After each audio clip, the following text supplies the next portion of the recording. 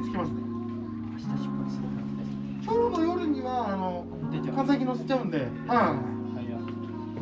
明日の朝には大阪着いてますね。あ、そうなんですか。どうですか、調整かなんか出すんですか。オーバーホール。オーバーホール出すんですね。超高級車ですからね、NSR。私 NSR だけは全部乗ったことあるんですよ。初期型から最終型まで乗ったことあるんで、今持ってればお宝だったんですけどね。ないんですか。今もう全部もう10年ぐらいまで全部飛ばしちゃったんで、あの当時めっちゃ安かったですからね。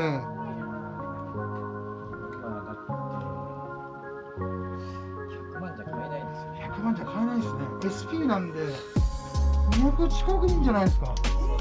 ああ。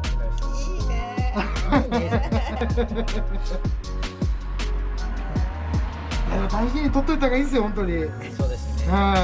乗れる限りは乗るつもりですけどね。もう二度と手に入らないですよ、多分。NSR いいんですね。ありがとうございます。